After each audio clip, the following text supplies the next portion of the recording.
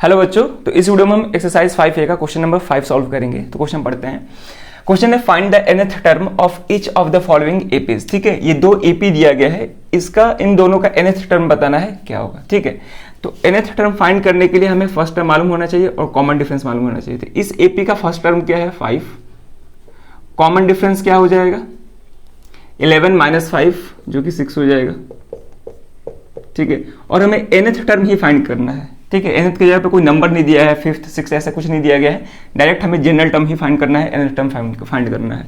तो हमें पता है nth टर्म का formula since Tn is equal to a plus n minus 1 into D.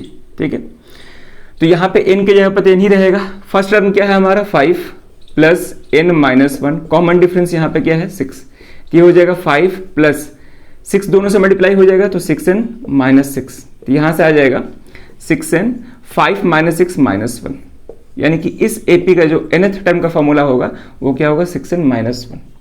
Clear है। अब अगर हमसे पूछ देता कि बताओ कि इस एपी का 17th या 20 टर्म क्या होगा, तो हम सिंपली इस फॉर्मूले में भी यानी कि 6n माइनस 1 में भी 20 सब्स्टिट्यूट करके निकाल सकते हैं। ठीक है ना, तो यहाँ से हो जाएगा 6 इंटू 20 माइनस 1 जो कि 120 माइनस 1 119 हो जाएगा। ऐसे भी कर सकते हैं। ठीक है, या फिर हम जनरल टर्म फॉर्मूला का भी लगा सकते हैं यूज। क्लियर है, तो ये फर्स्ट पार्ट है। अब सेकंड पार्ट पे आते हैं।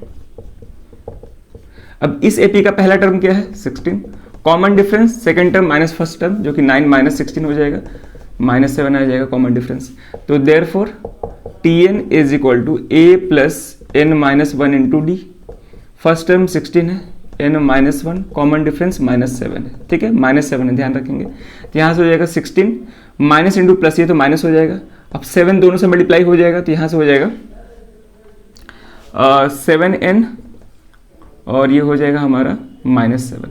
ठीक है ना, क्लियर है। माइनस और प्लस माइनस हो जाएगा, 7 दोनों से मल्टीप्लाई होगा तो 7n माइनस 7, तो 16। अब माइनस दोनों से मल्टीप्लाई करेंगे तो माइनस 7n और ये हो जाएगा हमारा प्लस 7, तो 16 प्लस 7 ये 23 हो जाएगा और माइनस 7, ये आंसर आएगा।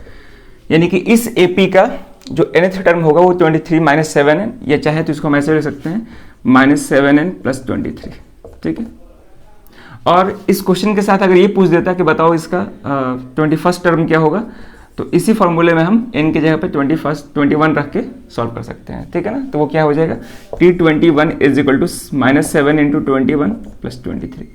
अब सॉल्व कर सकते हैं आप। ठीक है, तो ये काफ़ी आसान क्वेश्चन था, इसमें केवल nth टर्म फाइंड करना था, 2 EP गिवन था।